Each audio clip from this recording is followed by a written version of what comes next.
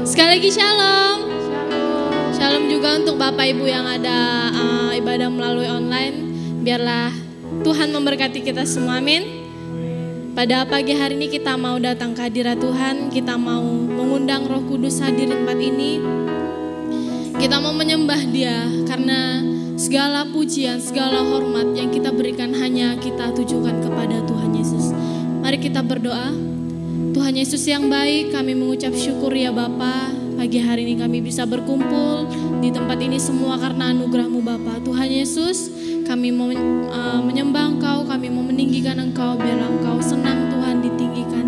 Biarlah Engkau senang kami sembah ya Yesus. Terima kasih Yesus, terima kasih. Haleluya, amin. Kita naikkan pujian, mengatakan segala pujian hanya bagi Tuhan.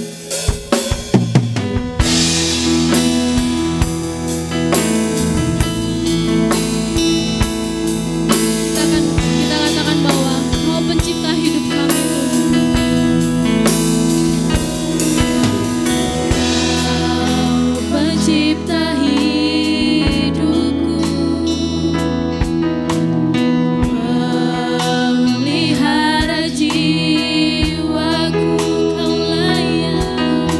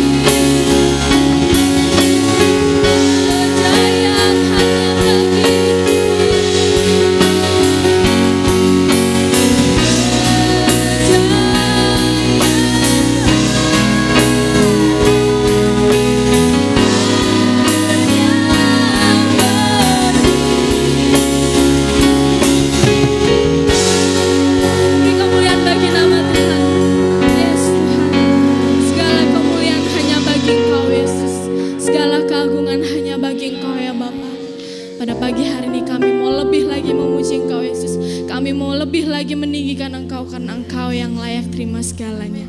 Hanya di dalam nama-Mu Yesus Kristus, haleluya, amin. Masih kau bangkit berdiri? Kita percaya bahwa Allah adalah sumber kuat kita, amin. Dia sumber segalanya dalam hidup kita. Kita nyatakan bahwa Allah sumber kuatku, Allah sumber kuatku, Allah sumber kuatku dan bagianku.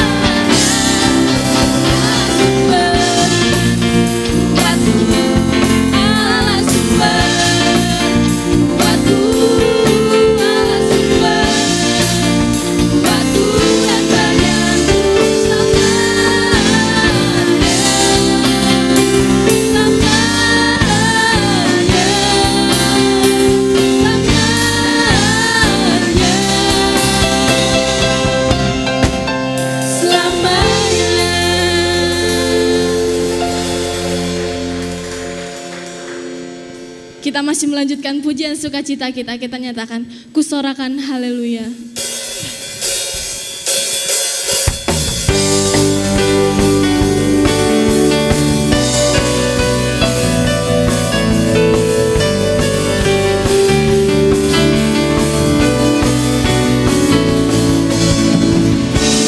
Yesus, kau kekuatan di hidupku,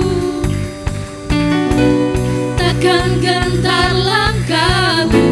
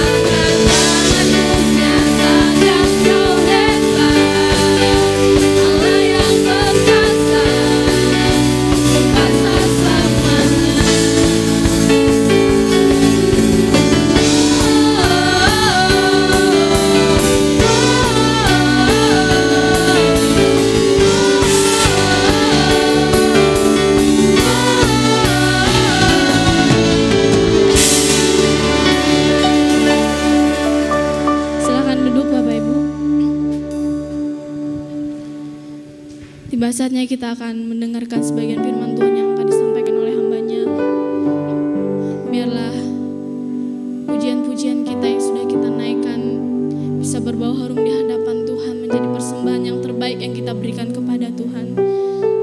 Dan biarlah pada pujian ini juga kita mau mempersiapkan hati kita, memberikan hati yang terbaik untuk Tuhan, supaya firman-firman yang akan disampaikan tidak berlalu begitu saja, tetapi dapat tertanam dan dapat tumbuh dalam hidup kita.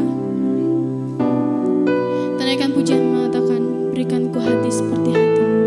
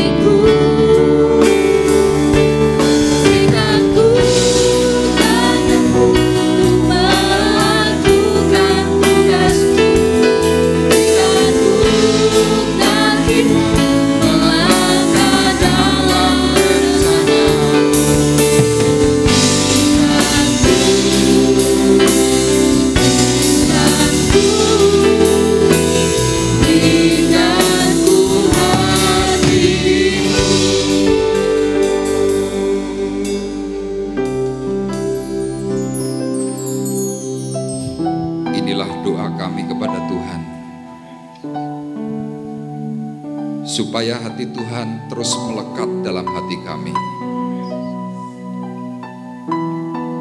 sehingga kami mampu melakukan tanggung jawab yang Tuhan percayakan dalam diri kami masing-masing. Kami tahu Tuhan, Engkau mencipta kami dengan satu tujuan yang mulia. Kami dijadikan kepanjangan tangan Tuhan di bumi. Kami menjadi kesaksian bagi setiap orang, agar nama Tuhan semakin dipuji dan ditinggikan.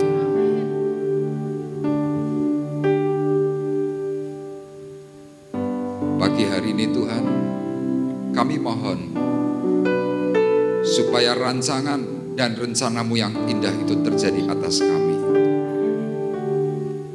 Kami boleh menjadi duplikatnya Tuhan. Kami boleh menyelamatkan jiwa. Kami mau menjadi suara kebenarannya Tuhan. Mari kita bersama-sama kembali menaikkan pujian ini dengan lembut.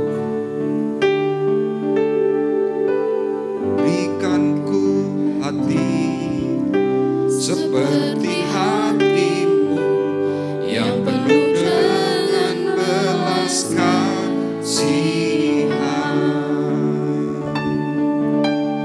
Berikanku mata seperti mata-Mu, memandang tuayan di sekelilingku. Berikanku tangan-Mu untuk melakukan tugas-Mu. Berikanku kaki-Mu melangkah dalam rencana-Mu.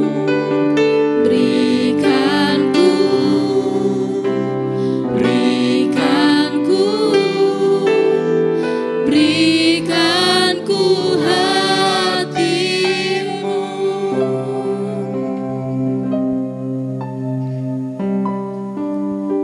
Kami meyakini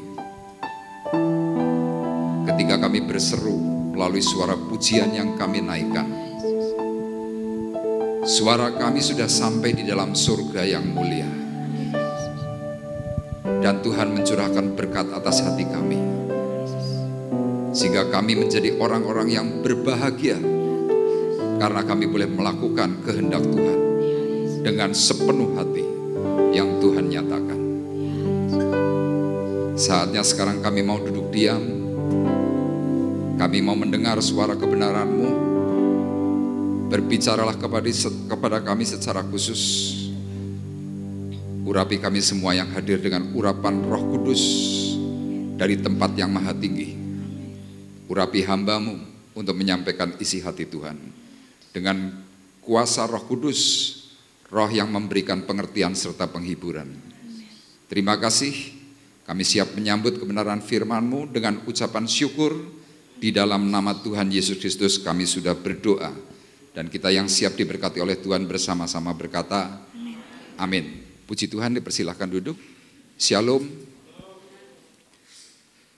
Baik, hari ini kita akan kembali bersama-sama melanjutkan pembelajaran kita dalam kitab 1 Samuel.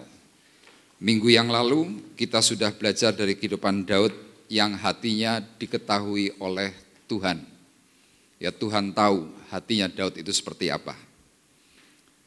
Nah, Daud mengaplikasikan segala sesuatu yang Tuhan taruh dalam batinnya. Dia mengampuni, dia memaafkan, dan dia memuji Tuhan. Ya, kalau kita belajar kebenaran firman Tuhan mengajarkan bahwa orang yang memuji Tuhan hatinya bahagia. Nah, hal yang seperti itu sebenarnya Tuhan sudah menaruh apa yang dalam hatinya Tuhan itu dalam hati kita. Ya, di sini saya tuliskan. Tuhan sudah menaruh segala sesuatu yang ada dalam dirinya untuk kita. Makanya kalau Daud sampai menjadi seorang yang berkenan di hadapan Tuhan karena apa? Karena Daud melakukan setiap detail yang Tuhan ajarkan. Kalau buat kita bagaimana? Sama. Orang percaya di dalam Tuhan, Tuhan juga memberikan hatinya. Tinggal permasalahannya kita masing-masing ini mau melakukan atau tidak. Tuhan memberikan pengampunan, harusnya kita bisa mengampuni. Tuhan memberikan kepedulian, harusnya kita juga bisa melakukan itu. Tetapi sayang ada banyak orang yang tidak mau melakukan. Nah, kalau kita belajar dari kitab 1 Samuel, di situ saya mendapatkan bahwa sebenarnya dari setiap tindakan, dari setiap aplikasi yang kita lakukan untuk orang lain itu cuma sebentuk kecil latihan. Latihan apa? Latihan untuk kita agar bisa semakin besar.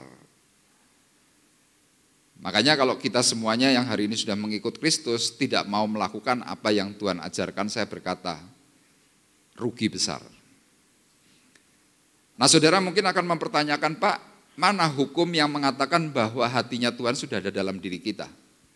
Kita sekarang akan lihat dalam Roma 2 ayat 13 sampai dengan ayat yang ke-15. Nanti Bapak Gunadi akan membacakan buat kita semua. Roma pasal 2 ayat 13 sampai dengan ayatnya yang ke-15. Kita perhatikan bersama-sama. Karena bukanlah orang yang mendengar hukum Taurat yang benar di hadapan Allah, tetapi orang yang melakukan hukum Tauratlah yang akan dibenarkan. Apabila bangsa-bangsa lain yang tidak memiliki hukum Taurat oleh dorongan diri sendiri melakukan apa yang dituntut hukum Taurat, maka walaupun mereka tidak memiliki hukum Taurat, mereka menjadi hukum Taurat bagi diri mereka sendiri. Sebab dengan itu mereka menunjukkan bahwa isi hukum Taurat ada tertulis di dalam hati mereka, dan suara hati mereka turut bersaksi, dan pikiran mereka saling menuduh atau saling membela. Iya, inilah perkataan Rasul Paulus ditujukan kepada sidang jemaat di Roma. Sekali lagi Paulus menjelaskan bahwa hati Tuhan itu ada dalam diri kita masing-masing. Firman ini sekali lagi berkata, karena bukanlah orang yang mendengar hukum Taurat yang benar di hadapan Allah. Jadi kalau saudara sebagai orang percaya, orang Kristen sudah dengar hukumnya Allah, tetapi saudara cuma pendengar, saudara bukan orang yang benar. Siapa orang yang benar? Dikatakan, tetapi orang yang melakukan hukum Tauratlah yang akan dibenarkan. Hukum Taurat landasannya adalah 10 perkataan firman. 10 perintahnya Allah, itu dasar hukum. Jadi kalau orang bisa melakukan, Tuhan berkata, kamu benar. Itu bagi orang-orang yang sudah mendengar Taurat atau Injil. Tetapi kalau seandainya ada orang yang belum pernah mendengar sama sekali tentang Taurat, tentang Injil bagaimana? Tuhan mengatakan dalam ayat 14, apabila bangsa-bangsa lain yang tidak memiliki hukum Taurat oleh dorongan diri sendiri melakukan apa yang dituntut hukum Taurat, maka walaupun mereka tidak memiliki hukum Taurat, mereka menjadi hukum Taurat bagi diri mereka sendiri. Jadi kalau saudara bertanya, Pak, kalau orang di pedalaman, orang di gurun pasir, orang mungkin di tengah hutan, kalau tidak pernah mendengar berita Injil bagaimana? Tuhan berkata, Tuhan sudah memberi itu semua dalam batin. Makanya saudara nggak bisa mengelak. Saudara tidak bisa berkata, Pak, saya nggak ngerti loh Pak aturan hukum. Hukumnya Tuhan saya nggak ngerti. Ayat ini menjelaskan, Tuhan sudah menaruh itu dalam batinmu. Makanya ketika kamu salah, perasaan hatimu nggak enak. Ketika engkau mempunyai satu hal yang tidak benar di dalam hatimu, engkau kehilangan damai. Kenapa? Hukum Allah itu sudah tertanam. Tapi orang itu tidak tahu. Kemudian dalam ayat 15 dikatakan, sebab dengan itu mereka menunjukkan bahwa isi hukum Taurat ada tertulis di dalam hati mereka, dan suara hati. Ini suara hati. Suara hati itu yang kalau orang Tionghoa bilang itu liang sim. Ini loh hati nurani.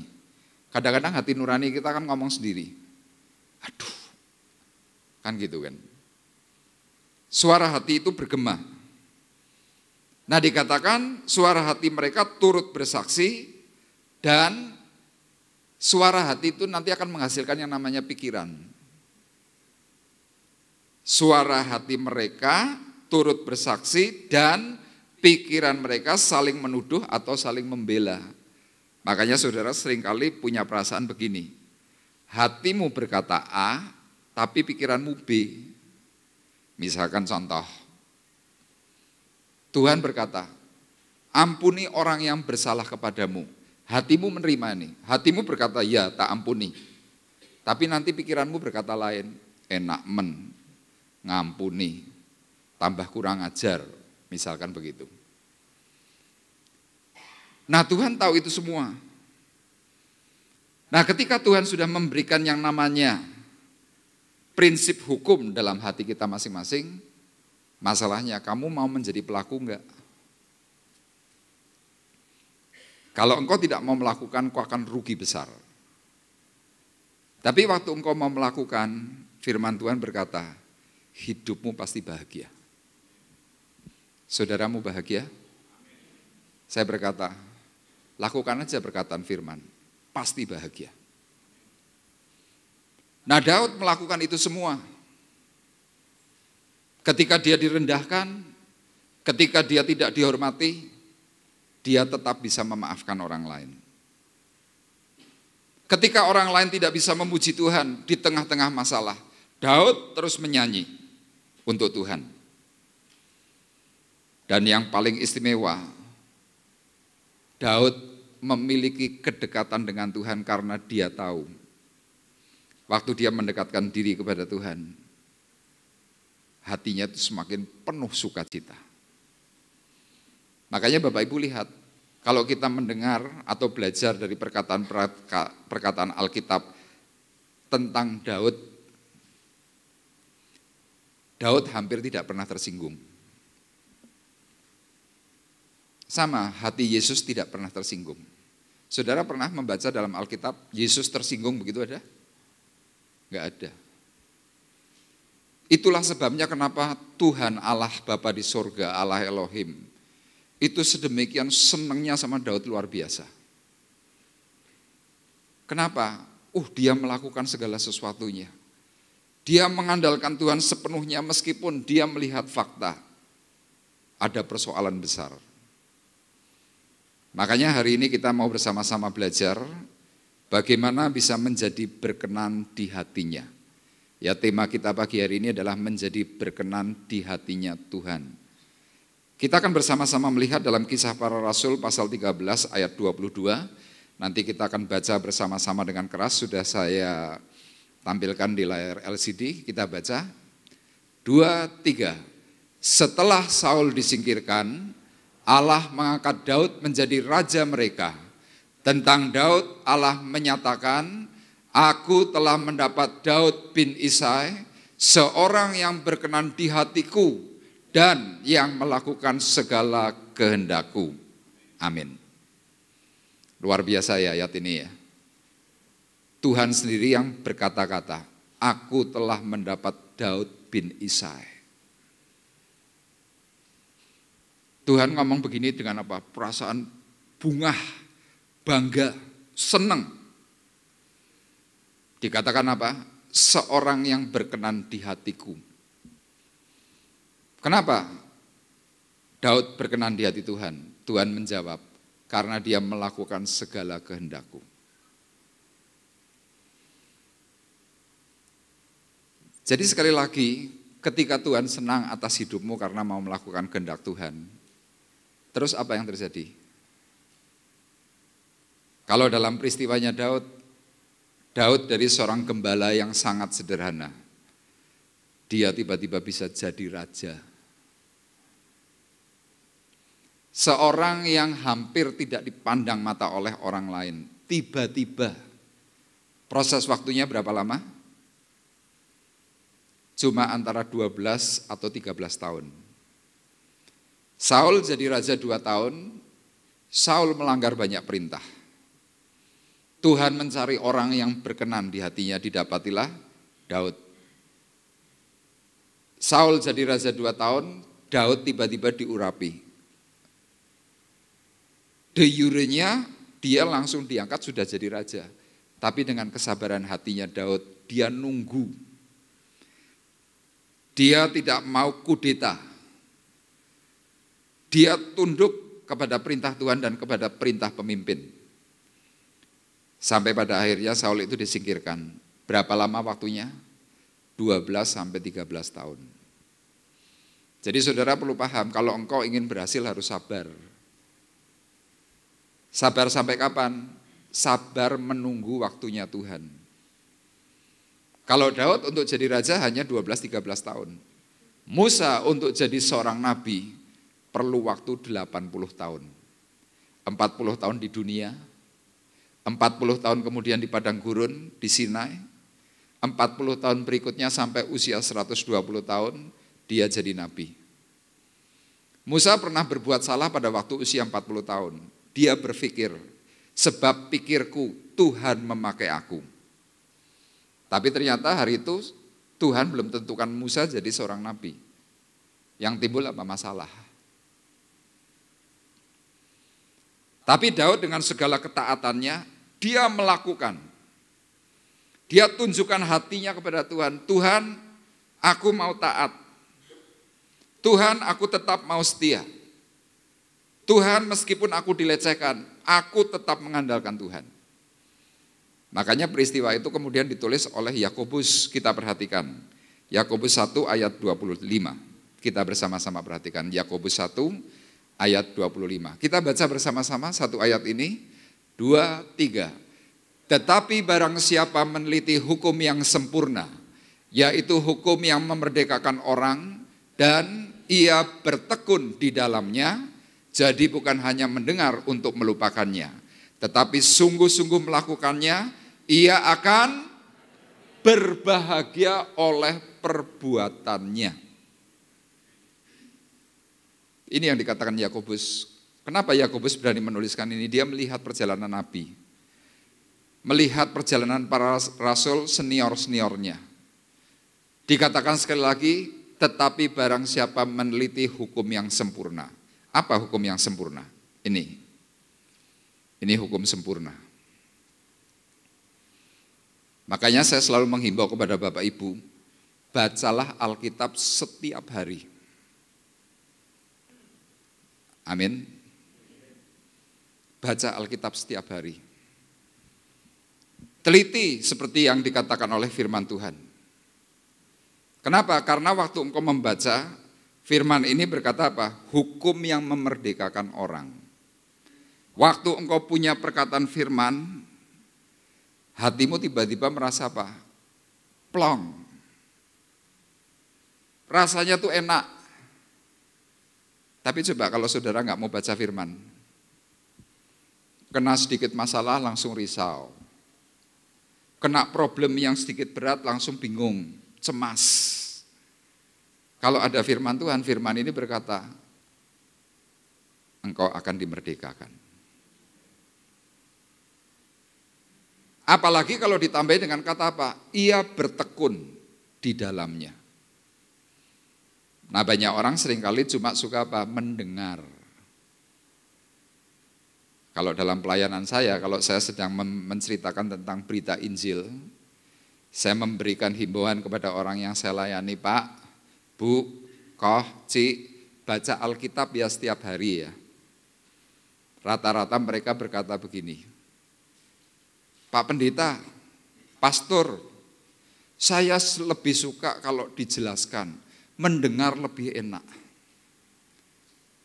Saya berkata, iya, saya bisa menjelaskan, saya bisa menceritakan banyak hal tentang Alkitab, tetapi saya nggak mungkin tinggal di rumahnya Bapak Ibu. Saya nggak mungkin 24 jam nongkrong di rumahmu. Loh, tapi kalau saya dijelaskan itu saya lebih mudeng. Nah, ini yang seringkali manusia salah. Lebih suka dijelaskan oleh manusia daripada dijelaskan oleh Tuhan. Saudara percaya enggak kalau saudara baca firman setiap hari, Tuhan nanti akan memberikan yang namanya penjelasan. Percaya enggak? Kalau saya percaya, itu yang namanya rema. Orang kalau mendapatkan rema dari Tuhan, tiba-tiba nanti saudara bisa berkata begini, Oh, ayat ini maksudnya begini toh. Mudeng sekarang. Tapi kalau cuma yang menjelaskan manusia, kadang tujuannya Tuhan untuk kita tuh enggak sampai. Makanya Yakobus dengan sangat jelas berkata, orang yang sungguh-sungguh melakukannya, ia akan berbahagia oleh perbuatannya. Nah, sekarang yang menjadi pertanyaan, kenapa hidupmu tidak bahagia? Saya jawab simpel, karena kamu tidak melakukan. Coba saudara melakukan, saya jamin pasti bahagia. Saudara akan tanya lagi, Pak, saya harus melakukan apa? Wong saya enggak bisa apa-apa kok. Saya enggak pernah sekolah Alkitab, saya enggak pernah belajar teologi, saya enggak pernah terjun dalam pelayanan. Tadi saya sudah jelaskan, hati Tuhan itu sudah ada dalam hatimu. Jadi kalau saudara berkata, aku enggak mudeng, aku enggak tahu, aku enggak bisa, saya berkata, bohong. Jadi kita sebenarnya di hadapan Tuhan tuh enggak bisa ngeles. Kita enggak bisa berdalih, kita enggak punya alasan-alasan yang menurut saudara itu benar. Kenapa? Loh, Tuhan berkata, hatiku sudah tak taruh dalam hatimu.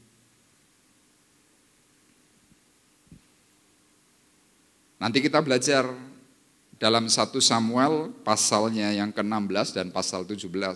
Minggu lalu kita juga belajar yang sama. Tetapi kalau dua pasal ini diungkapkan dalam satu kali ibadah, mungkin bisa 5-6 jam gak selesai.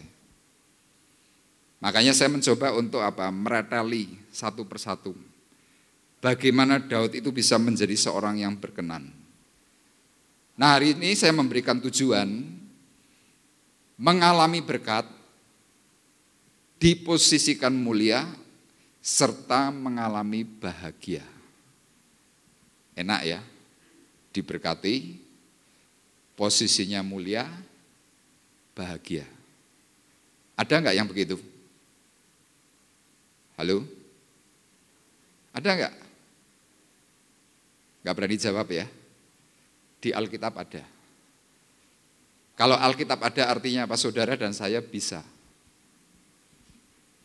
Tapi karena kita kadang-kadang gak yakin, mosok iya toh. Kalau dalam kitab Pengkhotbah pasal 6, ayat 1 dan ayat 2 disebutkan, ada orang yang menerima kekayaan dan kemuliaan, tapi orang itu belum diberi rasa nikmat oleh Tuhan. Nah, itu yang namanya rugi. Tetapi orang lain yang menikmatinya. Pengkhotbah pasal 6 berkata begitu. Jadi rata-rata orang hanya kejar dua unsur tadi. Kekayaan dan kemuliaan. Nikmatnya seringkali diabaikan. Makanya seringkali kita jadi orang yang sudah diberkati Tuhan berkata, uripku kok ngene ya. Hidupku kok enggak bahagia, kenapa ya? Kalau saya Tuhan, saudara tanya sama saya, tak jawab, salah dewi, kowe ora gelem nglakokke, gitu-gitu aja. Tapi yuk kita bersama-sama pagi hari ini kita mau belajar dari Daud. Kenapa dia bisa berkenan di hatinya Tuhan? Kenapa dia bisa diberkati? Kenapa dia bisa diposisikan mulia? Kenapa hatinya bahagia? Yang pertama, kita lihat dalam 1 Samuel 16, ayat 14, 23, dan ayat 13. Yang pertama, karena Daud ini seorang yang memiliki hati yang peduli. Daud memiliki hati yang peduli. Karena kepeduliannya Daud, bukan hanya kepedulian karena masalah besar, bukan. Hal yang paling kecil, Daud itu peduli. Itulah sebabnya kenapa Tuhan berkenan. Karena Daud itu suka memperhatikan orang. Tapi ada orang yang cuek. Ada orang yang tidak mau ngurusi orang lain. Dengan dalih apa? Dudu urusanku.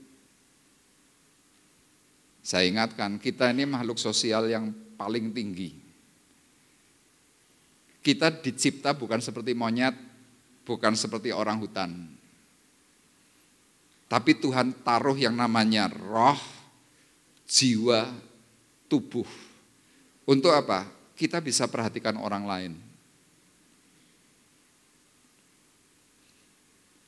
Tuhan Allah kita tuh peduli. Yesus peduli. Nah ternyata kalau kita belajar, Daud itu adalah prototipe dari kehidupannya Yesus. Itu blueprintnya Yesus itu Daud. Makanya lihat minggu yang lalu, Daud disia-siakan, dia tidak dianggap, dia terbuang. Tapi kenapa kok dia bisa mengampuni, memaafkan, kenapa? Karena Allah Bapa di surga itu sudah menaruh hati. Ampuni.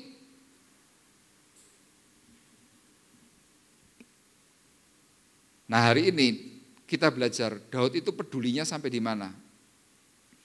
Yang pertama kepedulian Daud di situ saya tuliskan. Peduli untuk memulihkan Saul yang sedang mengalami gangguan. Jelas notabene Saul itu adalah seorang raja yang sudah ditolak oleh Tuhan. Logikanya Daud ketika tahu bahwa Saul sedang menghadapi yang namanya manifest, sedang mengalami yang namanya kerasukan karena iblis, harusnya Daud itu senang. Dia bisa berkata dalam batinnya, wah cepet wae mati, cepet wae nyingkir, kira-kira begitu. Supaya aku bisa cepat jadi raja. Tapi ternyata hatinya Daud gak begitu. Ketika melihat Saul yang sedang mengalami kerasukan, Saul sedang manifest hebat, iblis mengganggu hidupnya, Daud diundang untuk datang. Gara-garanya apa? Orang tahu dan orang mendengar. Daud ini seorang pemuji. Dia seorang yang hebat dalam puji-pujian. Setan biasanya kalah dengan puji-pujian. Panggil Daud. Daud datang ke istana Saul, kemudian genjreng pakai kecapi. Dia nyanyi. Singkat cerita, Saul terlepas dari kerasukannya, sembuh. Kumat lagi, dilayani lagi, sembuh lagi, kumat lagi, dilayani lagi. Tiba-tiba Saul benci sama Daud. Kemudian Daud masih melayani Saul enggak? Masih. Saudara bisa bayangkan kalau saudara sudah melayani orang dengan baik, tiba-tiba air susu dibalas dengan air tuba. Saudara mangkel enggak? Halo? Pasti mangkel. Saudara pasti akan secara otomatis berkata, males aku melayani kowe. Udah mulai hari ini aku gak usah kenal kamu. Ngapain? Aku berjuang mati-matian memikirkan kamu untuk supaya kamu pulih. Balasannya cuma begini. Orang Tionghoa berkata, bojai. Tapi Daud tidak seperti itu. Dia melayani dengan sepenuhnya, dia pedulikan. Mesai kasihan kalau ini dadi edan, kira-kira begitu. Kita lihat ayatnya 1 Samuel 16 ayat 14 dan ayat 23. Tolong dibacakan Pak Gun, 1 Samuel 16 ayat 14 dan 23. Tetapi roh Tuhan telah mundur daripada Saul dan sekarang ia diganggu oleh roh jahat yang daripada Tuhan. Ayat 23. Dan setiap kali apabila roh yang dari Allah itu hingga pada Saul, maka Daud mengambil kecapi dan memainkannya. Saul merasa lega dan nyaman, dan roh yang jahat itu undur daripadanya. Iya, bayangkan, ada rival, ada saingan, sakit. Senang enggak? Buat kebanyakan orang, mesti senang. Coba saudara lagi mengadakan sebuah kompetisi pertandingan, misalkan pertandingan sepak bola atau badminton. Saudara tahu, wah musuhmu ini seorang yang hebat. 2 hari lagi bertanding. Hatimu sudah was-wasan. Waduh, menang apa ora ya? Menang apa ora ya? Besoknya kita dengar kabar. musuhmu sakit, hatimu gimana? Wah, puji Tuhan. Sakit keras, gak bisa jalan, puji Tuhan, Tuhan besertaku. Kira-kira gitu ya. Tuhan cuma ngomong gini loh. Salah. Kamu tak kasih contoh itu, aku Tuhan mau nguji batinmu. Hatimu bagaimana? Masih mau peduli atau kamu senang? Banyak dari kita senang, makanya hidupmu tidak bahagia. Tapi coba waktu saudara dengar, oh musuhmu lagi sakit. Rivalmu lagi ngalami masalah. Engkau peduli. Bisa enggak engkau mendatangi? Bisa enggak engkau berkunjung? Bisa enggak engkau memberikan pengampunan? Waktu bisa, Tuhan senang. Tapi waktu engkau nyukurke, waktu engkau malah berkata, Tuhan terima kasih engkau sudah singkirkan lawanku. Haleluya, puji Tuhan. Apakah Tuhan benar seperti itu? Tidak. Ayat firman Tuhan ini jelas, roh Tuhan telah mundur dari Saul. Sekarang ia diganggu oleh roh jahat yang daripada Tuhan. Loh, roh jahat yang daripada Tuhan. Roh jahat yang diizinkan oleh Tuhan. Jadi kadang-kadang kita punya rival itu untuk tes. Saudara dan saya ketika punya rival, saudara sedang dites. Kuat opora, kira-kira gitu. Ayat 23 berkata, setiap kali artinya sering. Artinya apa? Saul sering kerasukan. Bukan hanya cuma sekali dua kali, sering. Setiap kali apabila roh yang daripada Allah itu hinggap pada Saul, maka Daud mengambil kecapi, memainkannya, Saul merasa lega dan nyaman. Dan roh yang jahat itu undur dari Saul.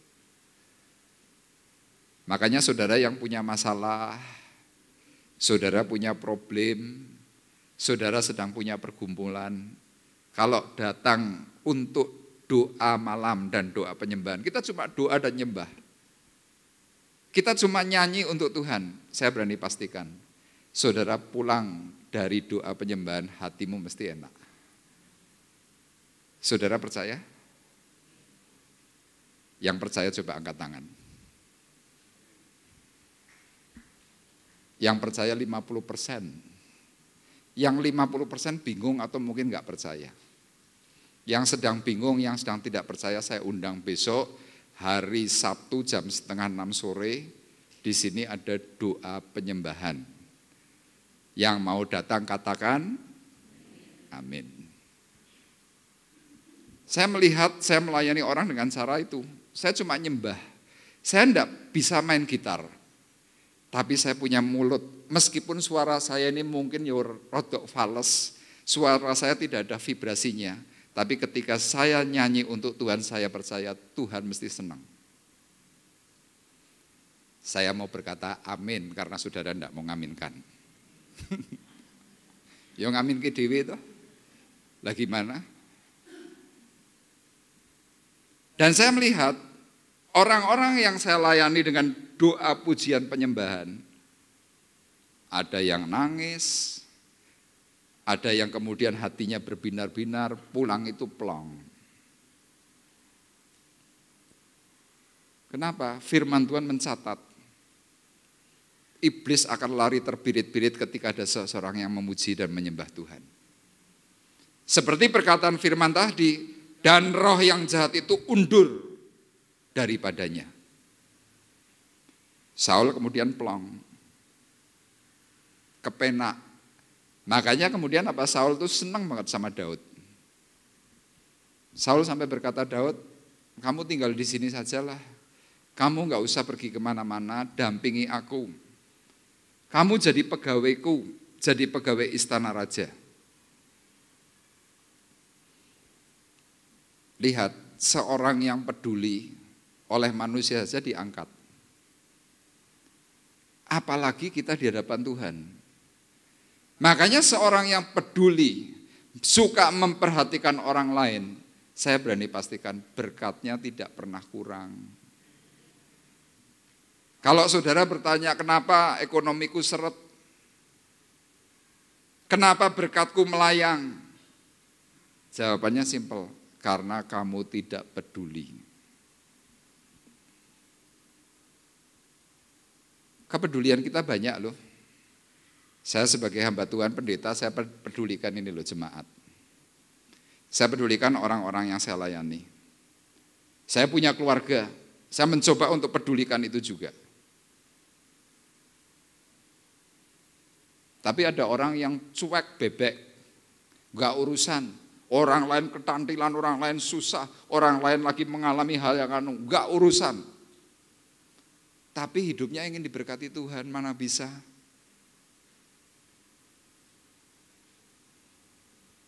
Makanya saudara perhatikan, kalau yang namanya gereja Tuhan, Lukas pernah berkata, aku Tuhan membangun gerejaku di atas batu-batu. Sebutannya apa? Di atas batu-batu, bukan satu batu. Jadi waktu seseorang ngerti bahwa dirinya adalah tubuh Kristus, saudara dan saya hidup di dalam gereja, saya batu, saudara batu, disusun rapih. Sebuah bangunan tidak akan bisa muncul hebat kalau cuma satu batu. Tidak akan pernah terjadi. Tapi coba, kalau kita menjadi batu yang hidup, disusun rapi, itu yang namanya peduli. Saudara bisa bayangkan, kalau kita bisa pedulikan satu dengan yang lain, wih, betapa enaknya hidup kita.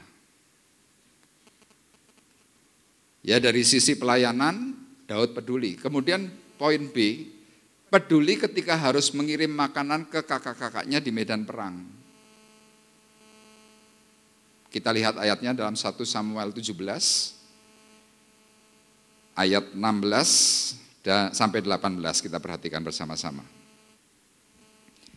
Tolong dibacakan 1 Samuel 17 ayat 16 sampai dengan 18.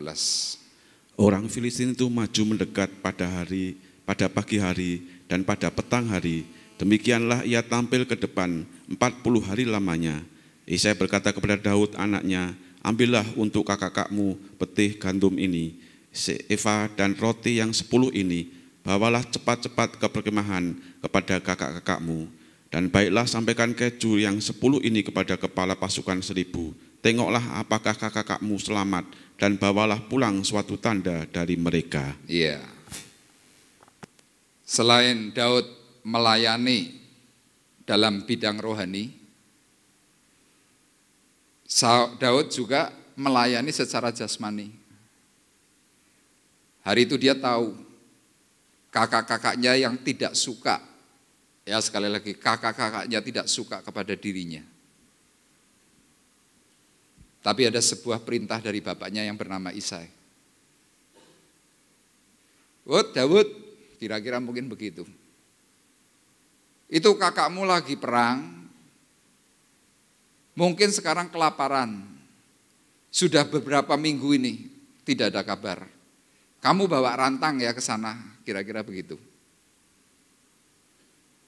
Dan firman Tuhan dalam ayat 20 berkata, lalu Daud bangun pagi-pagi. Ditinggalkannya lah kambing dombanya pula kepada seorang penjaga. Lalu mengangkat muatan dan pergi, seperti yang diperintahkan Isai kepadanya, sampailah ia di perkemahan ketika keluar untuk mengatur barisannya dan mengangkat sorak perang. Daud waktu mendapatkan sebuah perintah, firman ini mencatat lalu Daud bangun pagi-pagi, artinya Pak Daud itu bergegas. cepat-cepat, tidak pakai nunda, tidak pakai berbantah. Daud tidak mengatakan, "Mah, dudu bagianku," tidak begitu.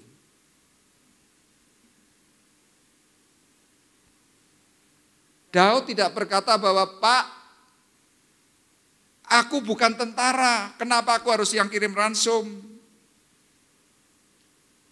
Daud tidak berkata begitu, tetapi ketika Daud mendapatkan perintah, ayat ini jelas, lalu Daud bangun pagi-pagi. Ada anak ya, kalau diperintah sama orang tuanya, kelelat, kelelet, kelelat, kelelet. Sudah dijalankan belum? Sebentar mau mandi.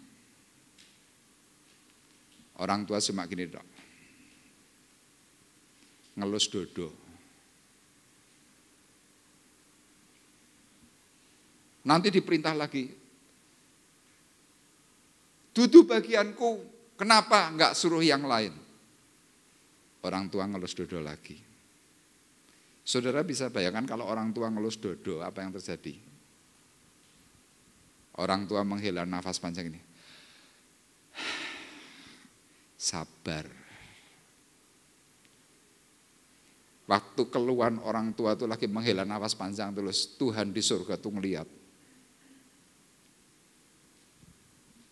Kok ana wong tua ngelus dodo menghela nafas panjang. Gara-garane apa?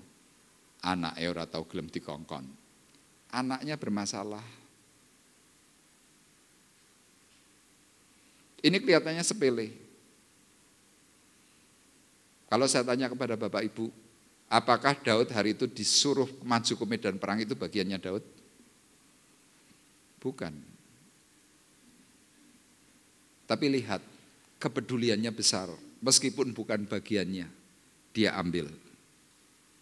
Meskipun bukan bagiannya, dia rela. Seperti pujian yang sering kali kita nyanyikan. Allah mengerti, Allah peduli. Kepada apa saudara? Segala persoalan yang kita hadapi. Coba waktu saudara punya persoalan, terus Tuhan menengwai. Tuhan jawab gini, dudu urusanku, karepmu. Saudara sudah mohon-mohon, Tuhan tolong aku. Tuhan di surga cuma, dudu urusanku. Saudara ngeledak semua sudah. Kenapa lagu pujian itu dinaikkan untuk kita? Mengingatkan Tuhan kita adalah Allah yang peduli. Kenapa Daud bisa peduli? Hati Tuhan ada dalam hatinya. Meskipun bukan bagiannya, tetap dikerjakan. Kalau bagian Tuhan harusnya kan di surga yang mulia, dia bisa nangkring enak. Ya kan, dia punya segala kemuliaan, ngapain ngurusin kita orang umat berdosa? Capek. Tapi lihat tingkat kepeduliannya sampai apa? Dia mau turun ke dunia. Ngurusi siapa? Ngurusi saya dan saudara sing angel-angel. Tuhan bisa enggak lepas tangan untuk tidak ngurus kita? Bisa. Tapi lihat hatinya itu peduli. Dia penuh dengan belas kasihan. Tadi pujian yang terakhir kan berkata begitu. Yang penuh dengan belas kasihan.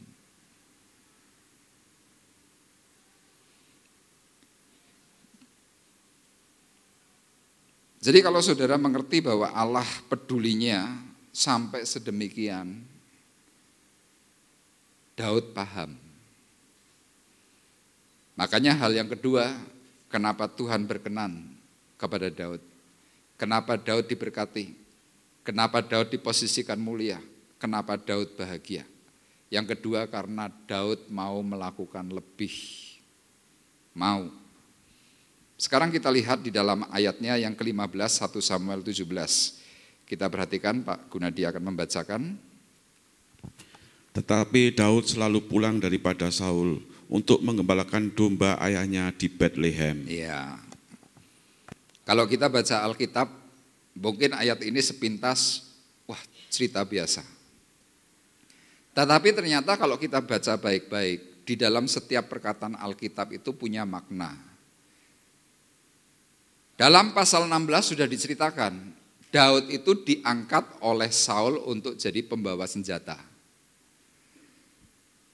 Saul sangat suka kepada Daud karena dia bisa melepaskan bebannya.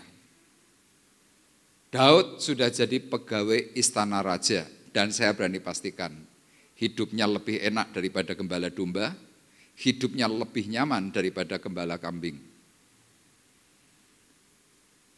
Daud duduk di antara raja.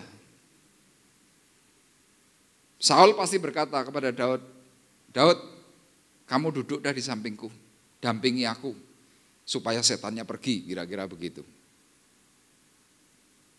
Kan enak, ada buah, ada makanan-makanan yang mewah-mewah. Tetapi dalam ayat 14 ketika hari itu ada peperangan, kakak-kakaknya Daud pergi berperang. Daud tiba-tiba di dalam ayat 15 dikatakan apa? Daud selalu pulang daripada Saul untuk mengembalakan domba ayahnya di Bethlehem. Artinya Pak Daud itu tidak lupa diri. Daud mau melakukan lebih yang seharusnya sudah bukan bagiannya. Makanya dalam Lukas pasal 16 ayatnya yang ke-10 dikatakan, barang siapa setia dalam perkara-perkara kecil, ia setia juga dalam perkara-perkara besar. Dan barang siapa tidak benar dalam perkara-perkara kecil, ia tidak benar juga dalam perkara-perkara yang besar. Jadi saudara perhatikan cerita ini. Seorang pegawai raja kembali ke rumah bapaknya untuk kembali mengembalakan kambing. Ini yang namanya double porsi. Bukan bagiannya, tetapi dia ingat untuk bisa mau mengerjakan. Saudara percaya nggak percaya? Ini latihan dari Tuhan. Kadang saudara mungkin diperintah sama orang. Mas tolong lakukan ini ya. Wegah dudu bagianku. Loh kamu nanti bisa melakukan yang lebih loh. Bukan bagian saya, aku nggak mau urusan. Pasti. Ya sudah hidupmu cuma segitu tok. Tapi coba kita lakukan yang mungkin itu bukan bagian kita. Seperti Daud. Ambil, kerjakan dengan sukarela, dengan sukacita. Tuhan di surga langsung berkata begini, kamu mengaplikasikan firman-Ku. Kamu cocok kalau nanti kamu tak besarkan. Loh Tuhan itu sedang menyeret kita loh, membawa kita kepada sesuatu yang lebih besar. Tapi untuk perkara kecil kita berkata dudu urusanku. Tuhan langsung berkata, oke, kowe njaluke sakmene ya sudah kamu segini. Tapi coba kita lakukan lebih. Hidupmu langsung dimuliakan oleh Tuhan. Coba saudara punya pegawai, ini simpel aja contoh simpel. Saudara punya pegawai, jam masuk jam 8, tapi pegawaimu datangnya jam 6:30 atau jam 7, rajin. Pulangnya harusnya jam 5, pegawaimu pulangnya jam 7 malam. Setiap hari. Pegawaimu misalkan seorang salesman, tapi kalau di kantor dia mau nyapu, dia mau packing barang. Mungkin saudara sebagai seorang pemimpin, sebagai seorang bos, sebagai seorang owner, saudara nggak pernah puji orang itu. Saudara hanya sedekap aja memperhatikan, tapi dalam hati begini, wah wong iki ciamik iki, hebat nih. Dilihat setahun, masih sama. 2 tahun, masih sama. Tahun ketiga dipanggil, Dek, saya perhatikan kamu pekerjaannya bagus. Kamu hari ini sebagai apa? Saya sales, Pak. Mau enggak kalau kamu tak angkat jadi manajer? Wah, Pak, saya enggak bisa, Pak. Loh, pertanyaannya kamu mau enggak? Iya, Pak, saya mau. Jadilah manajer. Saudara bisa bayangkan tatanan dunia itu, kita hidup manusia itu ada Tuhan. Tuhan mungkin sedang tidak pernah memuji dirimu. Tuhan mungkin sedang tidak pernah mengeluh-elukan dirimu.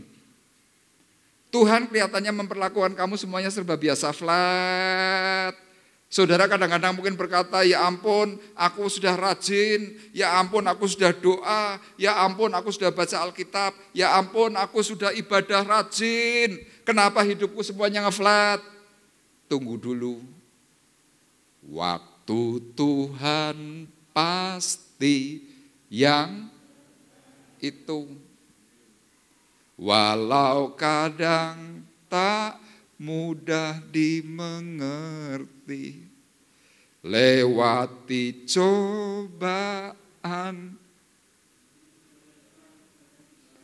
waktu Tuhan itu. Makanya kalau saudara ngeflat, mungkin doamu sedang belum dijawab oleh Tuhan, saudara jangan berkata, mana doamu? Tuhan sudah jawab melalui pujian, waktu Tuhan pasti yang terbaik. Kalau hari ini engkau doa langsung dijawab Tuhan, mong dirimu masih kemelinti. Kalau kamu tiba-tiba kaya terus gimana? Wih, sombongnya minta ampun. Wabeh dituku. Tapi coba kalau kita ini sedang belum dijawab oleh Tuhan, kita mulai secara pelan-pelan. Kita mulai belajar mengerti. Pelatihan demi pelatihan yang Tuhan berikan kepada kita yang sedang tidak kita sadari, itu adalah cara satu proses untuk kita menjadi semakin besar. Tidak ada perusahaan ngerti-ngerti, blok, besar gitu tidak ada. Mesti ngerangkak pelan-pelan. Pasti merangkak pelan-pelan. Sama saudara hidup kan tidak langsung tiba-tiba jadi umur 40, enggak kan? Saudara lahir dari mulai hari pertama, 1 tahun mulai belajar berangkang, mulai bisa berdiri. Orang tua melihat anak berdiri langsung berkatanya apa? Anakku sudah bisa berdiri. Kita yang sudah jalan-jalan aja enggak bangga. Tapi kadang-kadang kita melihat anak kita yang masih usia 1 tahun bisa ngadek. Wih, bangganya minta ampun. Kita perlu proses. Kenapa kita seringkali tidak menghargai apa yang sudah kita miliki? Kenapa? Karena sudah terbiasa. Maafkan saya. Sebelum almarhum saudaranya Pak Gun dipanggil pulang, saya ditelepon 1 hari sebelumnya. Pak Arif, puji Tuhan loh. Kenapa Konggi? Engkohku matanya bisa kejep-kejep. Matanya cuma gini loh. Saya tanya sama Konggi, saya baru tanya sekarang nih, Konggi seneng gak waktu dengar kejep? Seneng Pol. Saya jujur waktu saya dengar berita itu saya merebes mili. Kenapa? Anugerah Tuhan kepada kita ini besar. Mata kita ini loh bisa melolok gini nih, seperti ini. Ada yang bangga? Dianggap biasa.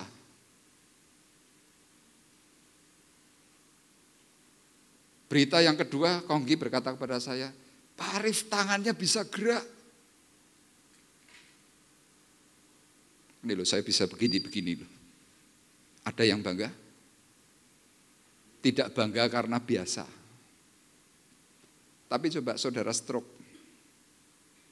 Saudara cuma bisa gini loh.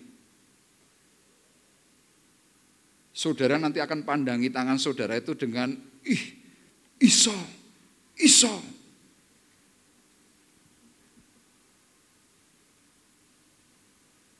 Tapi coba hari ini kita yang sudah kaya, hari ini kita yang masih sehat walafiat, kita yang masih bisa mangap. Ini mangap tuh. Ada orang bisa mangap tapi tidak bisa mingkem.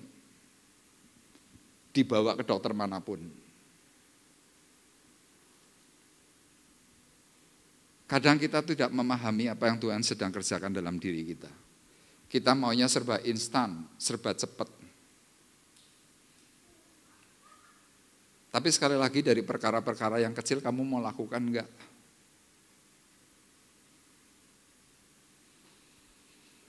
Waktu kita tidak mau melakukan, saya berkata, saudara sedang mengalami defisit. Yang namanya defisit itu tidak langsung brek gitu enggak. Tapi pelan-pelan. Kalau dalam bahasa Inggris itu yang namanya apa? Come short. Come short itu meleret. Kenapa hari ini hidupmu meleret? Karena kamu tidak mau melakukan bagian yang lebih. Kamu hanya berpikir ini fokusku, sing liyane dudu urusanku. Siap-siap meleret. Kita lihat dalam Matius pasal 5 ayat 41. Tolong dibacakan Pak Gun.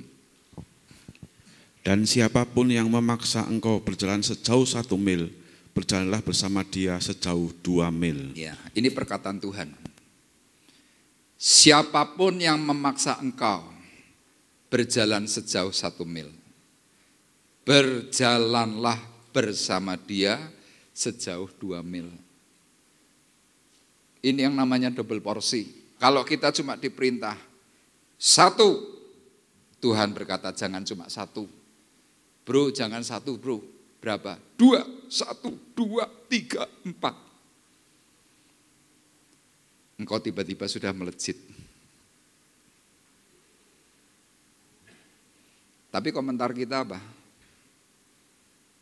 Dudu bagianku.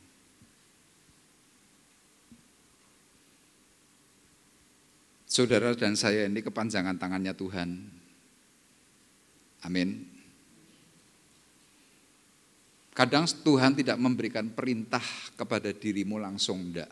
Kenapa? Tuhan tahu kamu enggak siap. Makanya kadang-kadang Tuhan pakai mungkin temanmu, rekanmu, pendetamu untuk berkata apa? Yuk pelayanan yuk. Yuk pelayanan yuk. Jawabnya rata-rata apa? Aduh. Loh kenapa aduh? Tidak punya waktu. Jalan-jalan yuk. Ayo. Loh katanya nggak punya waktu.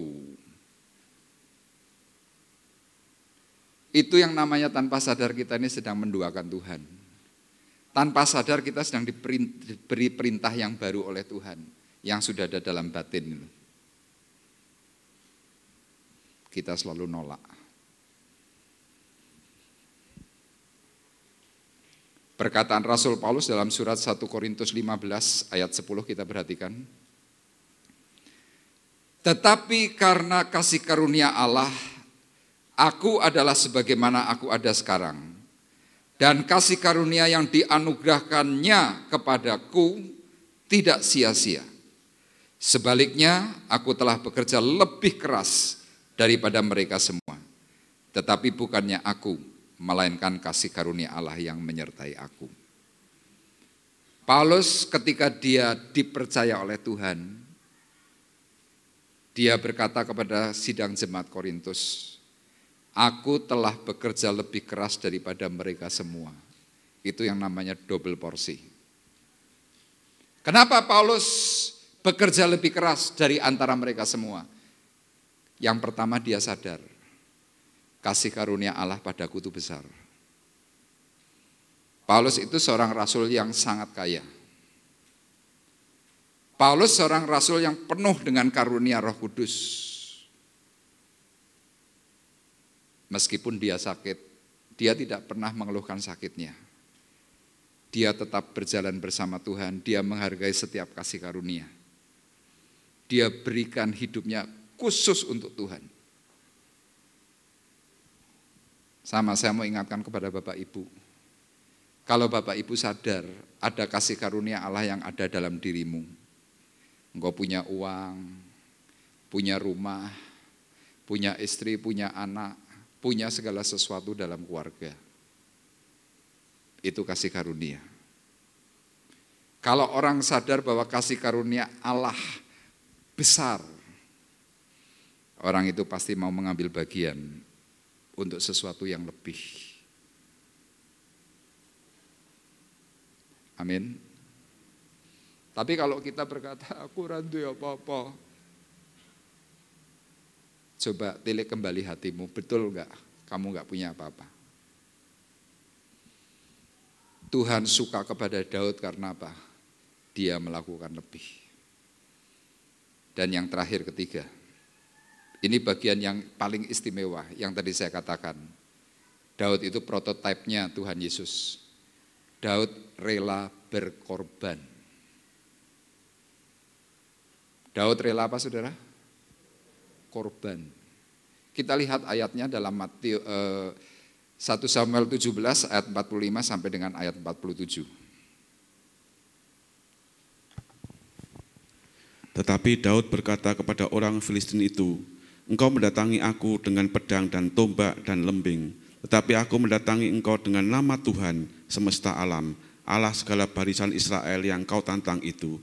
Hari ini juga Tuhan akan menyerahkan engkau ke dalam tanganku dan aku akan mengalahkan engkau dan memegal kepalamu dari tubuhmu. Hari ini juga aku akan memberikan mayatmu dan mayat tentara orang Filistin kepada burung-burung di udara dan kepada binatang-binatang liar, supaya seluruh bumi tahu bahwa Israel mempunyai Allah, dan supaya segenap jemaah ini tahu bahwa Tuhan menyelamatkan bukan dengan pedang dan bukan dengan lembing, sebab di tangan Tuhanlah pertempuran dan Ia pun menyerahkan kamu ke dalam tangan kami. Iya. Sekali lagi Daud cuma seorang gembala. Dia bukan tentara, Daud cuma seorang pemuji. Secara logikanya Daud kalau maju perang pasti bisa kalah dan pasti bisa mati. Itu logika. Tapi yang Daud lakukan apa? Dia fokus kepada kemuliaan. Itu yang Rasul katakan, hidup adalah Kristus, mati adalah keuntungan. Orang dunia berkata goblok.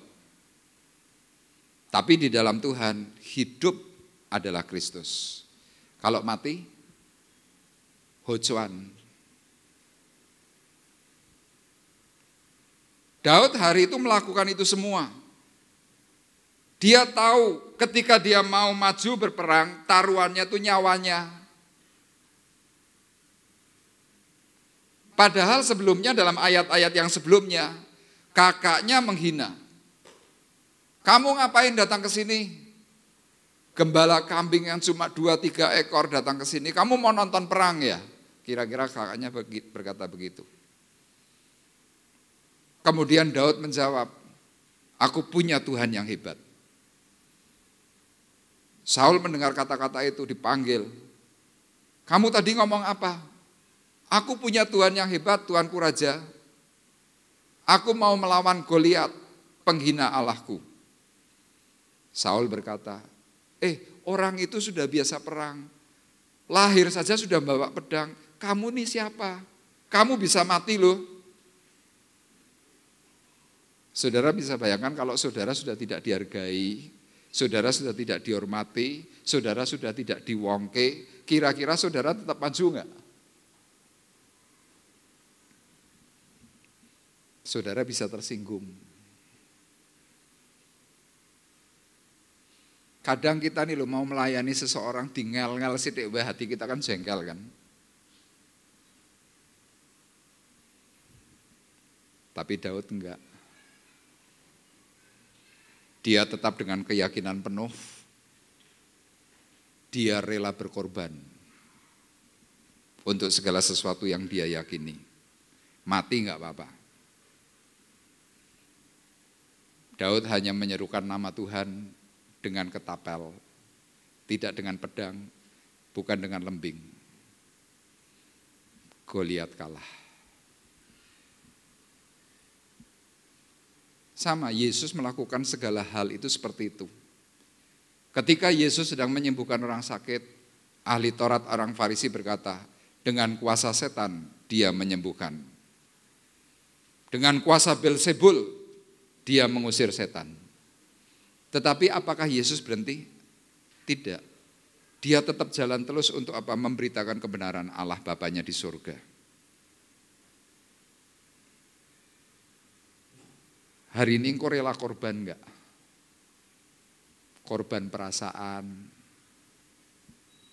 korban waktu, korban uang, korban pikiran. Mungkin orang yang sedang kamu urusi itu bukan apa-apamu. Tapi saudara perlu tahu, waktu engkau ngurusi orang-orang itu nilaimu itu meningkat di hadapan Tuhan. Tuhan di surga berkata, kamu hebat. Itulah sebabnya Daud mendapatkan yang namanya berkat. Itulah sebabnya kenapa Daud itu diposisikan jadi raja. Kenapa Daud berbahagia? Kebahagiaan Daud tidak hanya selesai pada waktu dia hidup, tidak. Tapi sampai hari ini dia bahagia. Kenapa? Semua orang masih memuji-muji Daud. Kalau manusia biasa kan enggak, paling 2 generasi sudah lupa. Saya pernah tanya kepada Bapak Ibu, saudara masih ingat engkong dari engkongmu tahu? 3 generasi di depanmu tahu? Banyak yang tidak tahu, termasuk saya. Tapi kalau saya ditanya, papahmu namanya siapa? Saya masih ingat. Engkongmu dari papahmu siapa? Saya masih ingat. Dari mamahmu masih ingat. Tapi coba generasi yang ketiga dari pendahulu kita ada yang ingat? Orang ngerti. Daud sudah berpuluh generasi terus diingat. Karena Tuhan menaruh hati di dalam hatinya Daud. Makanya dia dimuliakan. Amin. Tuhan memberkati kita semuanya. Kita akan menaikkan satu pujian, Allah mengerti, Allah peduli.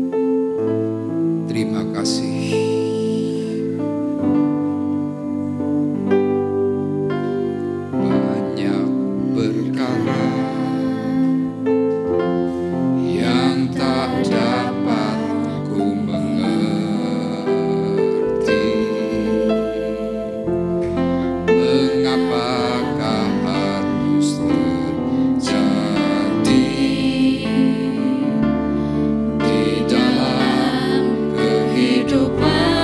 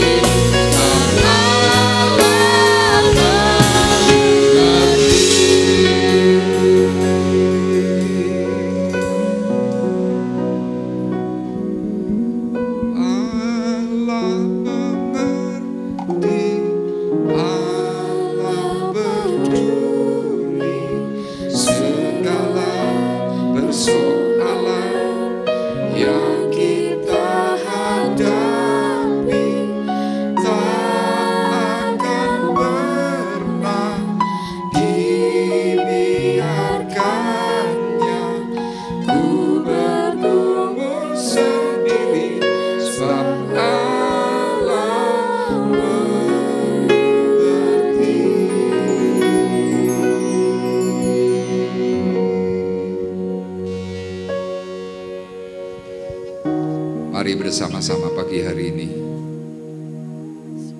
kau kembali evaluasi hidupmu. Mengapa engkau merosot dalam berbagai hal? Mungkin kau merosot dalam bidang kesehatan. Kau tidak kuat karena kau mungkin tidak peduli. Kau egois. Engkau hanya memikirkan dirimu sendiri. Engkau selalu berkata, untung dan rugi. Kalau itu menguntungkan, engkau lakukan. Kalau rugi, engkau tidak mau lakukan. Dan kau hanya orang yang hidup dalam monoton. Itu saja. Untuk melakukan sesuatu yang lebih. Engkau berkata, itu bukan bagianku.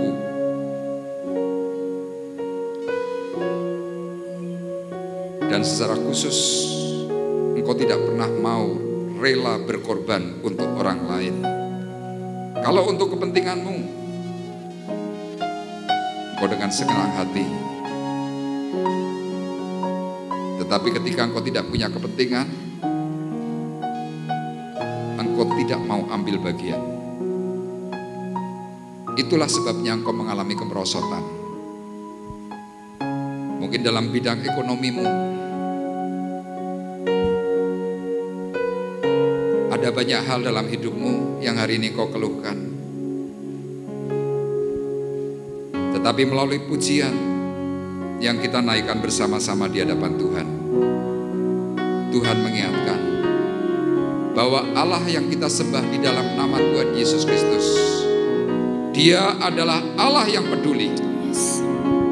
Dia Allah yang mengerti atas hidupmu. Dia sudah berkorban sampai mati di kayu salib untuk saya dan saudara.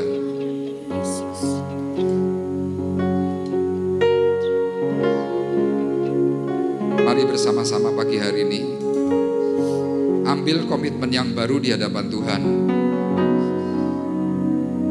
Tuhan, aku mau berkenan seperti halnya Daud. Tuhan, hari ini aku mau lebih peduli. Aku mau melakukan lebih yang dari aku bisa. Dan aku mau berkorban sesuai dengan apa yang Tuhan ajarkan.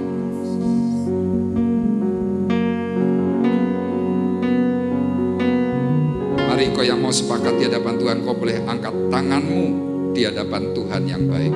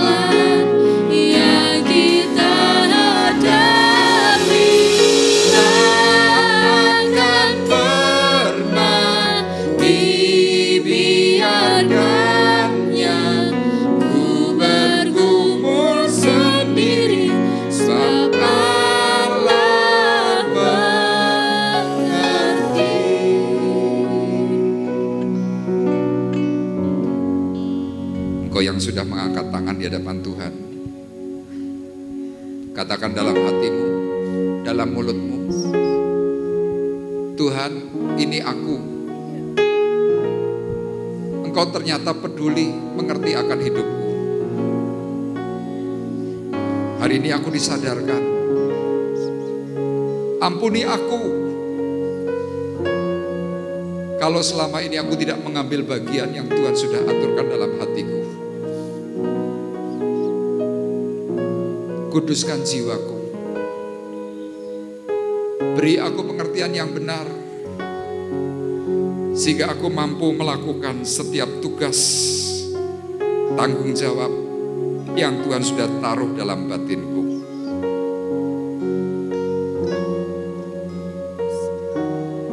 Saudara yakin ketika saudara berkata seperti itu di hadapan Tuhan,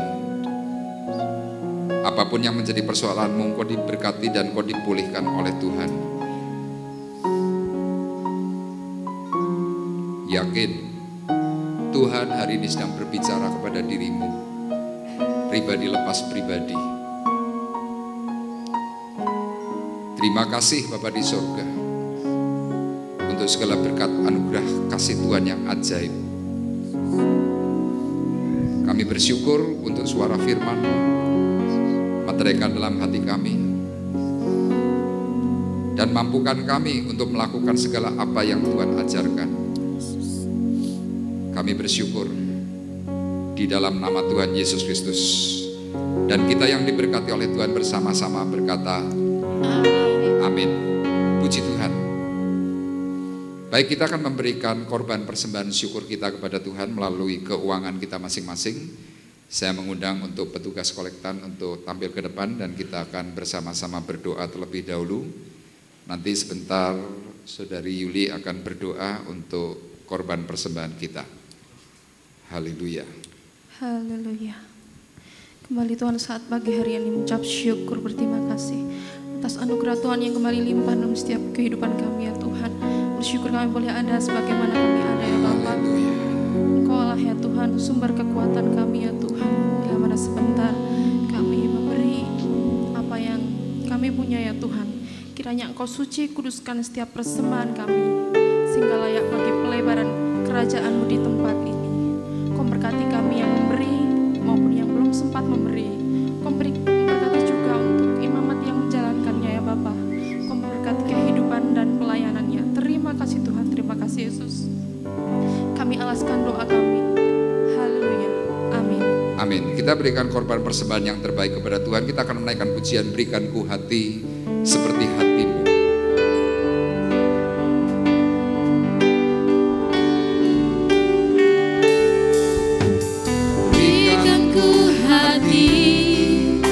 Seperti hatimu yang penuh dengan belas kasihan. Berikan ku mata seperti matamu, memandang tuayan di sekelilingku. Berikan ku tanganmu untuk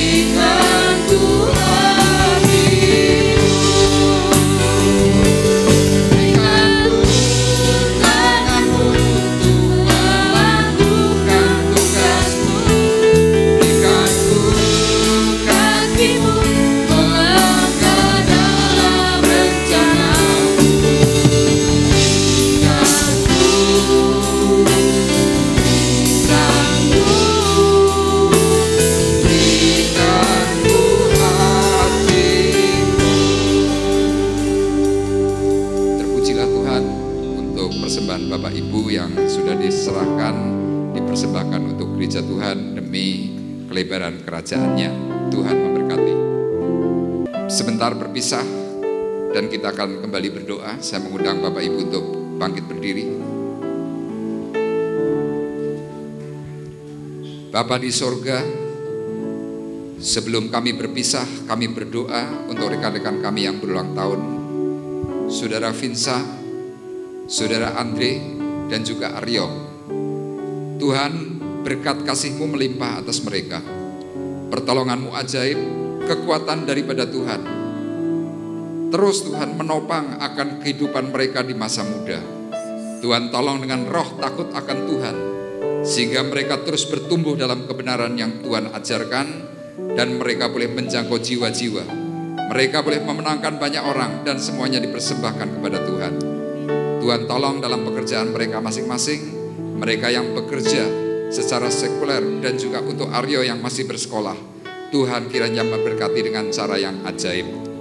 Terima kasih Bapa di surga, dan pagi hari ini kami juga berdoa untuk saudari kami Ibu Partiah, Ibu Milka Sri Mulya yang sedang mengalami sakit, mengalami kelemahan tubuh.